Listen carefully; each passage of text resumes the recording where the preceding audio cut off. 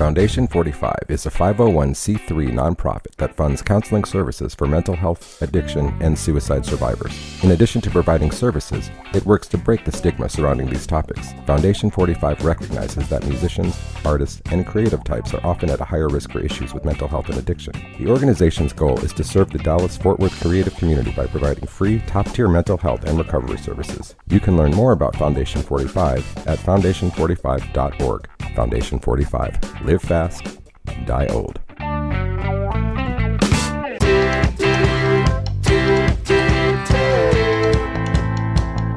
I'm Andrew Sherman. I'm a Texas transplant who has always been in pursuit of art as a career.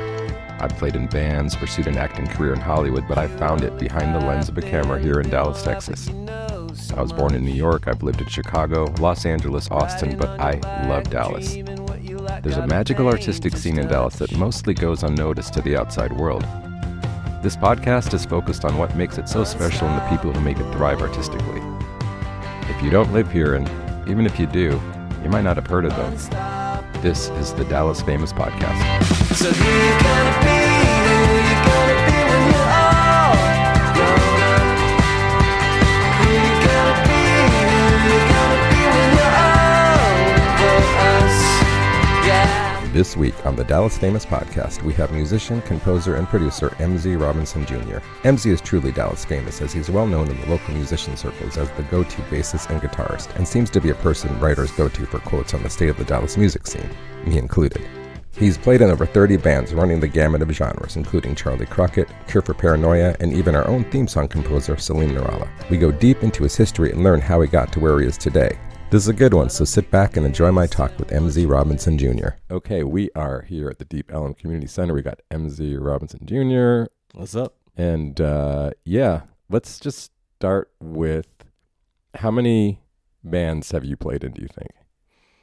I would say a few dozen. Few dozen, okay. It's been a lot of sit-ins, but like relatively, I'd say at least maybe 35, maybe 40. Wow. And a lot of it is just association, you know. There's like, I think the first band I started playing in was a band called Soul Bowl, which is all the way back in UNT in college. Have you ever heard of Quentin Moore? Yeah. Yeah, me and him had a band called Soul Bowl back at UNT, and my first Deep Ellum show was in 2004. We opened for A Hard Day's Night, and it's funny because we're like a neo-soul band.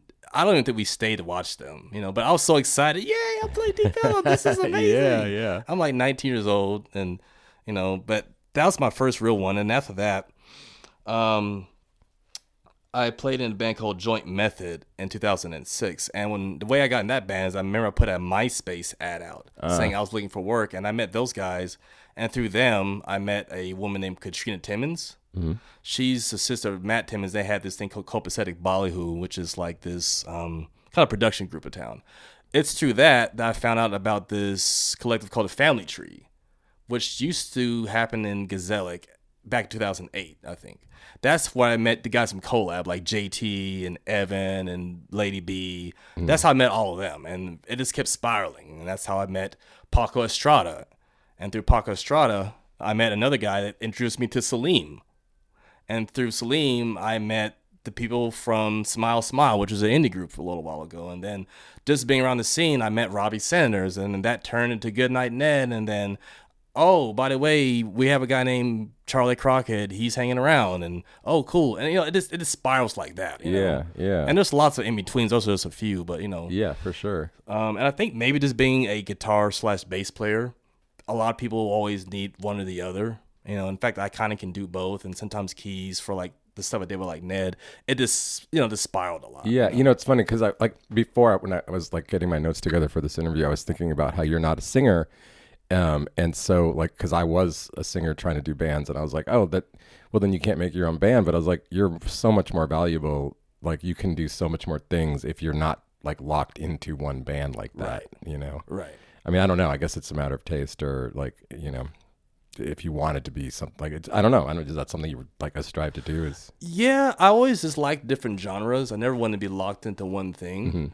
And so, like, you know, me playing with like Cure for Paranoia is a completely different thing when I worked with like Salim. Like their worlds are going to be further apart, or even Goodnight Ned, or Collab or Sure. Charlie. You know, they're not really necessarily related to each other, but they have something I just appreciate about what they express musically. Yeah. You know? But did you get into collab at the beginning, or is it already happening? It was definitely happening. I'd say for at least 6-7 years. Oh, okay. Like really going on. Okay. Yeah. And I came in really seriously around like 2011 or 12. Mm-hmm. But they've been around since like 2005, I think 2006. Okay. Yeah, I need to delve into them a little. I honestly, I hate to admit it, I have not seen it because I'm just old and like I've like cannot get my butt out late, and they never play. You guys never play early, so It's a late hang, and it's gotten better. It used to be when we would play with a band called Friday's Foolery, and sometimes at Gray's, we would be the headliner on a Tuesday starting at 12:15 in the morning. Starts at 12. Exactly. I mean, when I was younger, I did that. I mean, Right, when I was in my 20s and 30s, I would have like I was all about it, but Yeah. you know, trust me, I still see people my age out, and I'm like, how? How do you do that? Yeah. Yeah. So now we do like 10:45-ish, 11-ish. That's still pretty, but it's Yeah. better than what it was. Yeah, I mean, for me, I can't start if I was already out, it's okay, but I can't start the You next. can't start then. Yeah. personally. Yeah. Well, let's back up to the beginning. I think I already know, but you're Dallas born, right? Yeah. Okay, so you raised in the area. What was the catalyst for like music becoming more than just something in the background for you? It was my freshman year in high school. I was playing in the high school band on trombone. Mm-hmm. And before then, I was just kind of doing it. You know, I took piano lessons as a kid. You know, the typical thing I didn't practice because, I don't know, I just didn't connect with it. But my freshman year, I remember that I had a teacher that asked us what our favorite style of music was. I didn't really know what that was. Everybody else said like rap or pop or whatever at the time. And I'd only had heard of the term acid rock. I didn't even know what that was. I just thought, let me say something different. Yeah, I like acid rock. And he's like, oh, like Jimi Hendrix? Well, yeah, sure. I had no idea what Jimi Hendrix was, really. And so I went to a Walmart with my mom at one point, and we bought like the Jimi Hendrix Experience record. It was like a compilation record. And I had never heard something like that before. Yeah. And I was like, oh my gosh, this is amazing. And after that, I was like, okay, I've got to play electric guitar. That's what I do, you know? And it spiraled from there. And just that one moment from that teacher kind of throwing that idea at me, hey, you check out Jimi Hendrix, you know, figure that out. And it just spiraled from there. And I learned bass after that and a little bit of keys, or came back to piano really. But yeah, that's really the year that I was like, oh, this is something, you know. So then that's interesting. That's pretty late, I feel like. Well, I guess not. I guess you're still figuring things out, but you're already playing a little bit. And then, so what did that look like? Did you bought a guitar? How long was it after you got your guitar that you were actually like, I can play in front of people? So it happened my freshman year. Really, my sophomore year is when I got my first electric. And almost immediately, I kind of had a high, like, I don't want to call it a learning curve, but I got pretty advanced pretty fast. Like, I got basic chords down in a month, and they're like, man, you're picking up pretty fast. Okay. And I was already playing in, like, I went to a private Christian school called Towel Street Christian Academy. So I would play, like, in the worship band, and started doing that. And then I took on bass a year later. And that was really my junior year, I think. So after that, I pretty much started playing at the school in the worship band, because that was my opportunity. I had some friends on the side. They had like a hip hop thing. I was supposed to record some stuff for them, but I don't think they did anything with it. And then I did have a small band in high school called Pierced, I think. And I played bass and guitar in that band. It was like some corny little, like, 16-year-old kids, whatever. Right. Did you learn the bass because it was just good to know it, or is it something that you're more drawn to, or? Kind of both. Originally, I wanted to get a bass because I wanted to record stuff at home. Sure. But then I heard some of the Red Hot Chili Peppers stuff. I was like, oh, okay, this is a thing. Okay, I want to do that as well. And then I got into like the R&B, jazzy side of things. Oh, yeah, I should learn. This could be a thing as well. And so then I started developing. And then my senior year, I was thinking about what I wanted to do. And since I was so focused, I want to get this and that, and maybe I can record stuff, I was thinking, well, maybe I want to produce music. So I was thinking about going to Full Sail, and my parents were like, well, that's in a different state and that's really expensive. Let's try something closer and cheaper. So I said, okay, let me try UNT. And unfortunately, they really didn't have a recording program. They all had music composition. I was like, okay, well, that's close enough. I could maybe get into film scoring. I get into that program. Basically, at the bottom of the heap because my theory at the time wasn't that great. I had good ears, but like my academic side of theory just wasn't there. And I get into the program for music composition, and it's like 20th century, super weird, like Arnold Schoenberg was a German composer. I was like, oh, this is like the artsy side of composition. I want to actually like be Hans Zimmer and make, Hollywood movies. And I was like, okay, this isn't really it. And I'm taking up bass because I was intimidated by anything guitar related because they're all like, like this is the year when like, the Mark Letteris and the Michael Leagues were like coming out. Like, oh wow. I've only been playing like 2.5 years. Yeah. You guys been playing since whenever? Oh, you already have all this? Okay. So I got intimidated real fast. And then I switched my major to a business major. Huh. Business computer information systems because I thought, okay, I'll just work in IT. And I was completely lost at that point because I'm taking these classes. I'm kind of not studying, kind of am studying. But then I started playing with Quentin in the Soul Boat band. I was like, okay, I can make this happen. I started dating a girl at the time. I was in her band. Things kind of fell off at that point. At this point, I just have so many credit hours. Like, hey, it's like junior of college. I need to figure out something. So I graduated with sociology.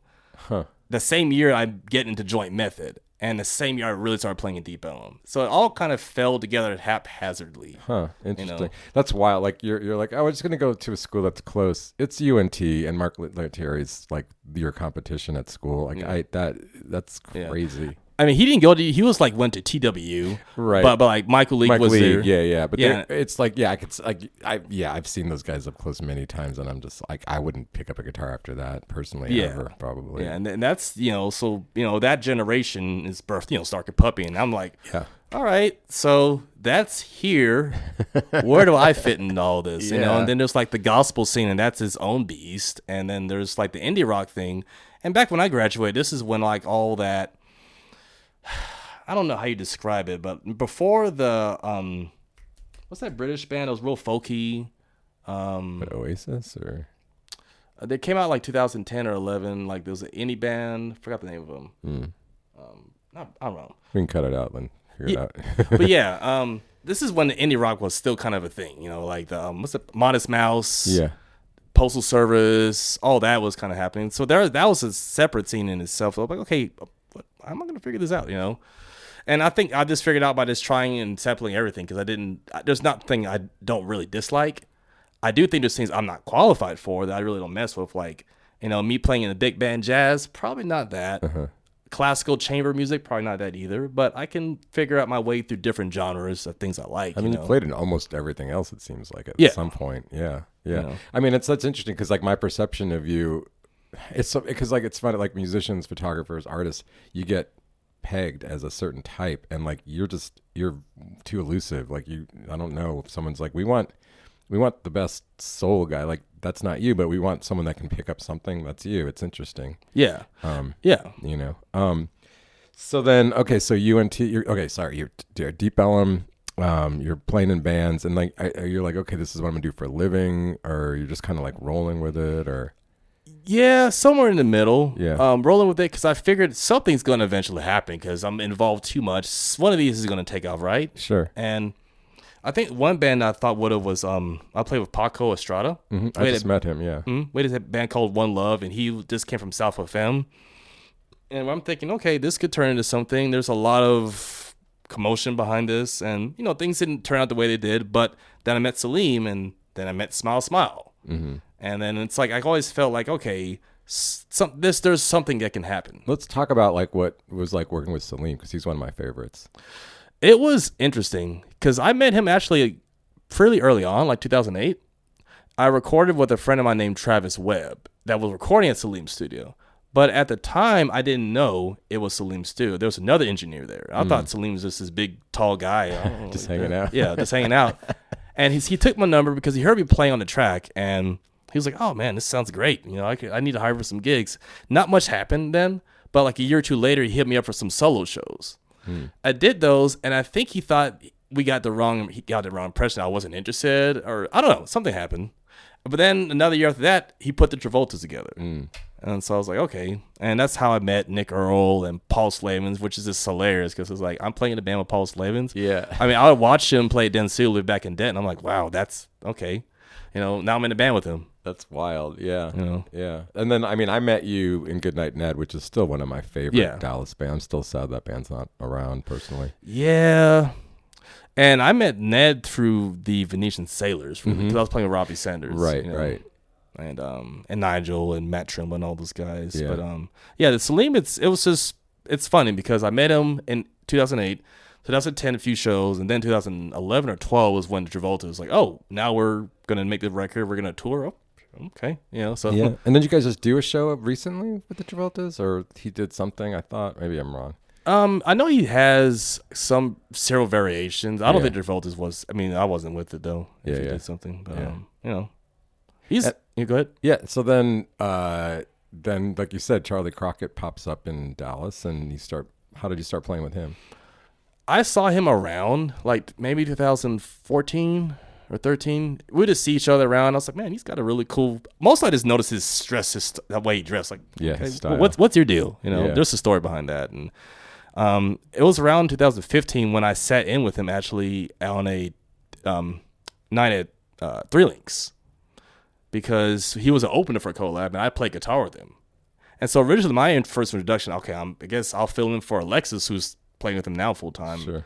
And then he's like, man, I need you on bass though, because I guess he heard me play bass with like Kirk Thurmond, who I used to play with, and he's like, okay, yeah, but wait, you play with Kirk? How long did you play with Kirk? Oh, that was like 2008ish. Okay. And then we would play off and on through all the years. He kind of moved on with this new group, but yeah. So Charlie saw me with him. He's like, man, I really would love to have you on bass too. So Alexa stuck with it. The bassist at the time didn't pan out, so I took on bass playing with Charlie, and that's kind of how that happened. But yeah. And where we're at, I forgot. Oh, that was it. I was asking about Charlie. So then Charlie's doing well, but he wanted to tour, and it wasn't really. Yeah, it was weird because that was 2017 when he really started to take this exponential growth. I had just started a job working relatively full time at Laurendaya, which was a music school in Oak Cliff. And that was Monday through Friday. I just got a new apartment. And I was trying to, I guess, be stable. Mm-hmm. And I was thinking I could juggle it all. Okay, I can play in Goodnight Ned. I can play in Cure for Paranoia. And I can also play for Charlie. Obviously, this is going to work. And I can teach these hours in the afternoon. This will work perfectly, right? And then I just saw the trajectories. Because I have the email still of, these dates that kept filling up. Okay, you're in Oregon this day. In California. I was like, okay, this is cool.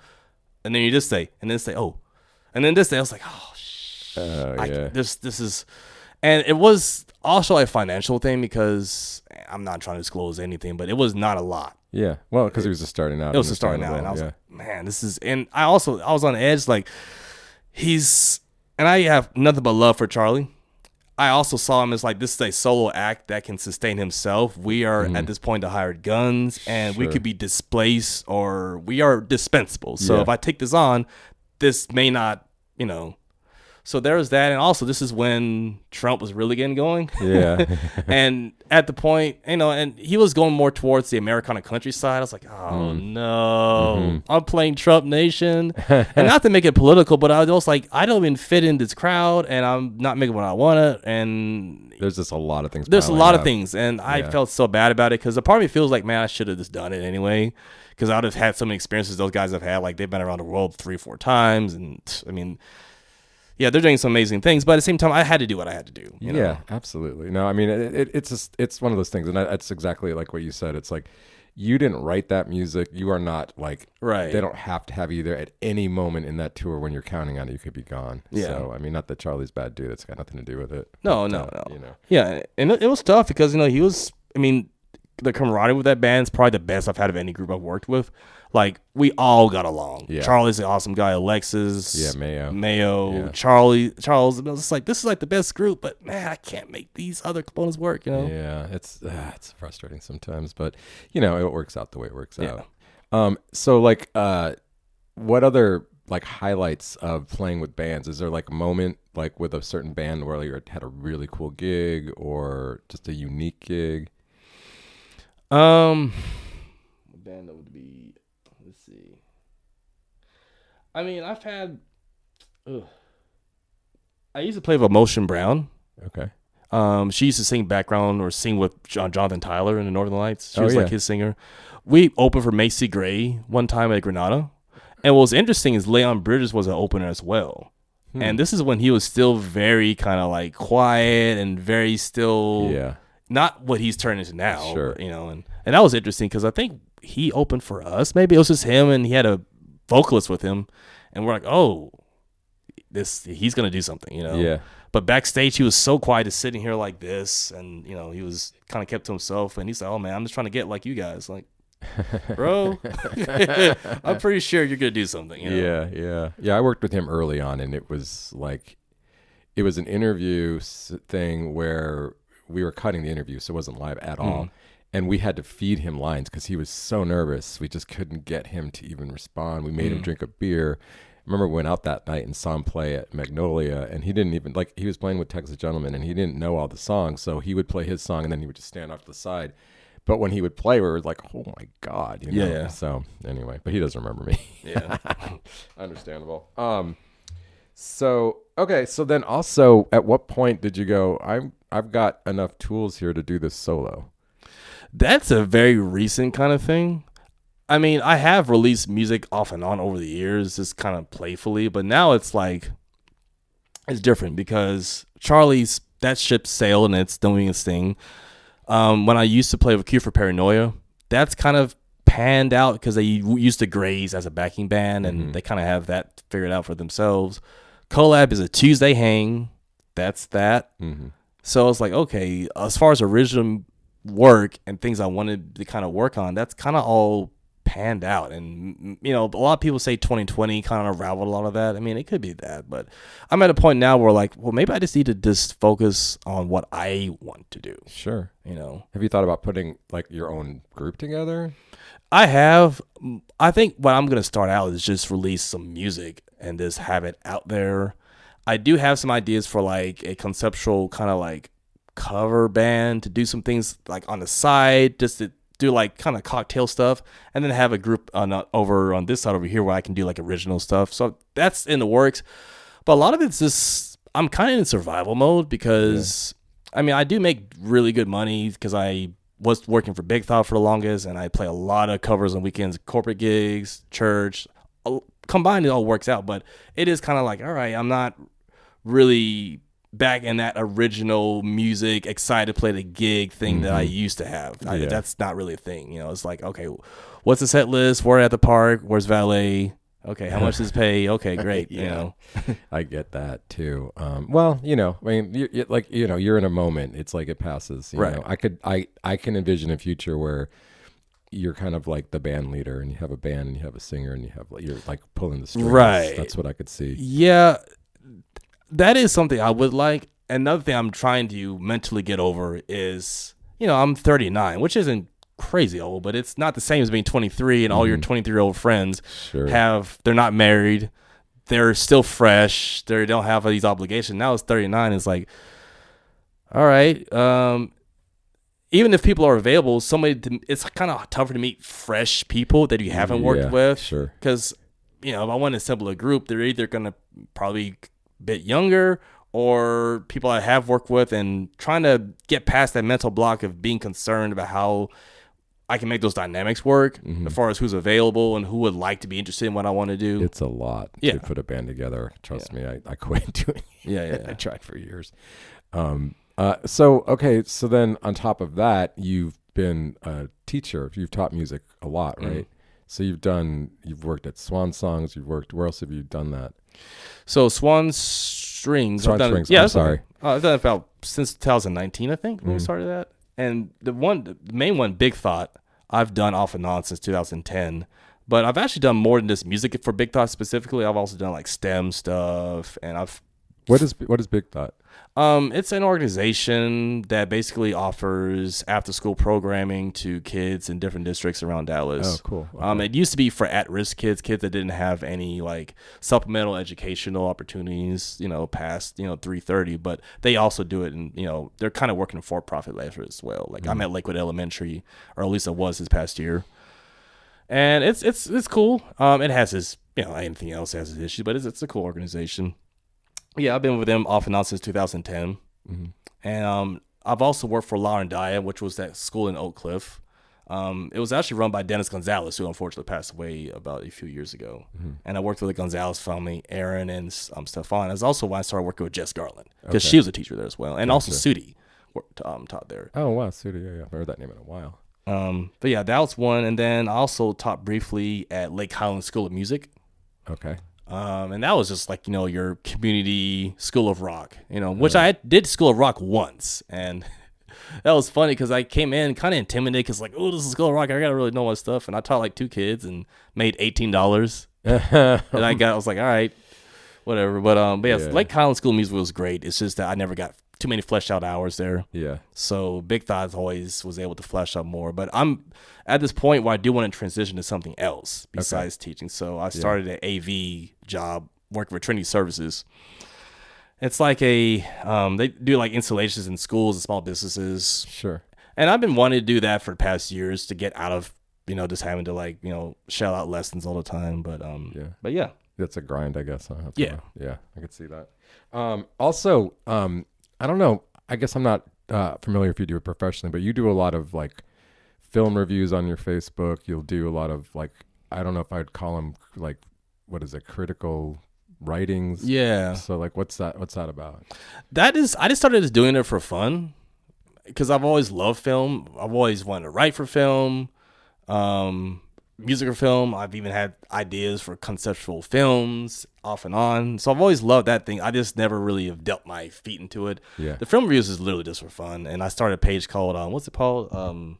Midnight Laundry. Oh, yeah. Which I think I could, if I really develop it, it could become like a beast of a podcast, kind of, I don't know what I could turn it into. But yeah, I think I started doing it around 2015 or 16. I would see film and I would just review it. And I think when I graduated from UNT's when I really started to like really love to go watch movies because the Angelica Film Center, they used to have this thing on Tuesdays where if you had a student ID, you could get like a popcorn in the movie for like $8. And since I still had my student ID from UNT, I would just see all the indie stuff. So I would just see everything, Right, just keep going back. And then, then Marvel stuff happened and I got into Marvel. And, I kind of don't really have too many genres I don't like. I'm not too big on comedies because I feel like watching them in the theater is like, okay, this depends on who you're with. Sure. And, Yeah, the room, yeah. Yeah. But yeah, I mean, I just got started doing it and people responded really well to it, which I like. Yeah, because you're a good writer. You're a thoughtful writer. It's interesting. Which is crazy because I've had people, I remember this is one girl I haven't seen in 7 years. I didn't even know she sees me. So, oh, by the way, you should review. It's like, you read this? Yeah, it's crazy when people don't comment and then all of a sudden you'd see them. Yeah, like, it's funny. What else do you have like in the works or that you're thinking about doing or you're going to be doing? So I do want to get an EP out at some point, and I just want to just not judge what happens with it. Just to say, okay, this is something I'm putting out here. I do want to release a B-side where I'm thinking I can have people come in and have singers and, kind of do that collaboration musically. You sent me a song. What's that you sent? That's just a instrumental I'm gonna build into like this. It's basically like a synth track. Okay. It's like sort of a work in progress kind of. Yeah, and that's just something I think is just showing like this one aspect of the EP I'm gonna put out because it's gonna have a lot of heavy synth. I'll have guitars, have bass stuff on it. Stylistically, it's weird because I'm not gonna sing on this. If I can teach myself how to sing, I will at some point. But have you not tried, or you just don't like the way it sounds, or both? Yeah. I've tried it, and I'm like, I mean, are you on the pitch, or you just don't like your tone, or the tone? Yeah. I can hit the pitch kind of, but it's like, if I could sing like Keith Young, then it's like okay. I mean, well, you know that story about Jimi Hendrix, right? Yeah. Yeah, that he like it was Bob Dylan. He's like, well, if he can do it, I can do it. Yeah. So I mean. I've thought about that. It's just so conceptually, I'm just trying to make an instrumental, but it's not really a shred record. Mm-hmm. Like you've heard, like the Snarky Puppy guys that can do that. I mean, I can do some. That's some of that's in my wheelhouse. Some of it's not, and trying to conceptualize that. It's like we just make music, Sure.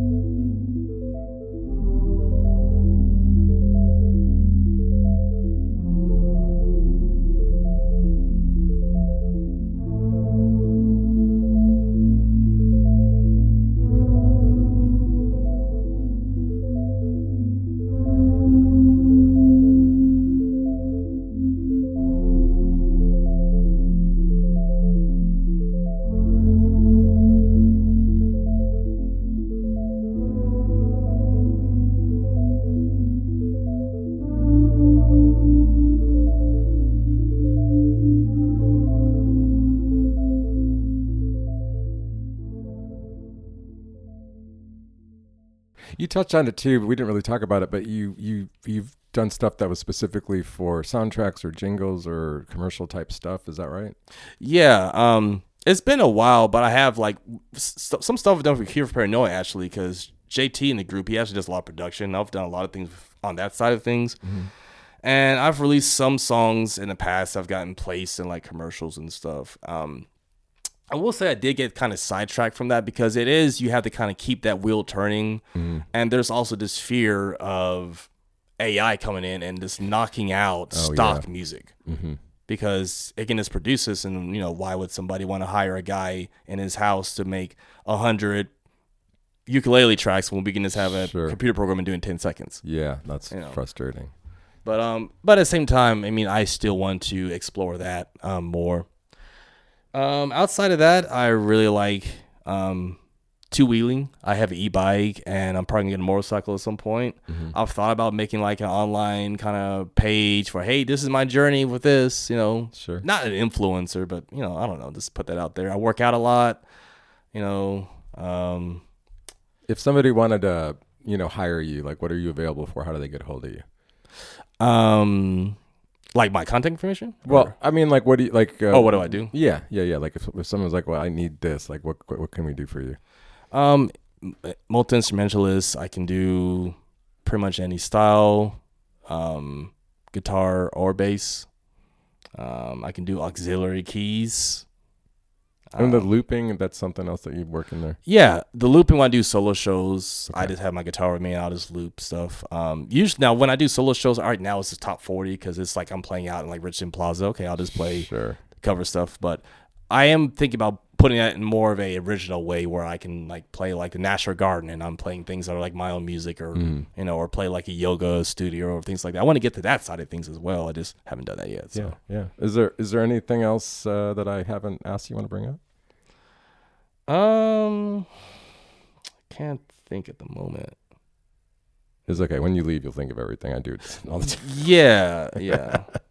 All right. Well, hey, Emsy, thank you so much for coming down. You're probably one of my oldest friends in Dallas, if you can believe that. So it's cool to have you on the show and have people get to know you a little bit better. Yeah, and what's funny, I think I've listened to a lot of these, so I really love, especially when I go play like a gig out of town, like an hour and a half drive. Okay, I'll just put on the Dallas podcast. Oh crap, I already listened to this one. This new one. Oh, he's got this. Cool. Well, I got a whole bunch coming up, so hopefully we can make you happy. And again, thanks for coming down, and we'll look out for you doing your stuff around town. Okay, sounds good. I'd like to thank my guest, Emsy Robinson Jr. You can check him out on the links in the show notes. Thank you again to the Deep Ellum Community Center for letting us record there. Theme song, Unstoppable by Salim Nourallah. Thank you for listening. Please like, subscribe, follow, all the good stuff, and share it with your friends. We'll see you next time.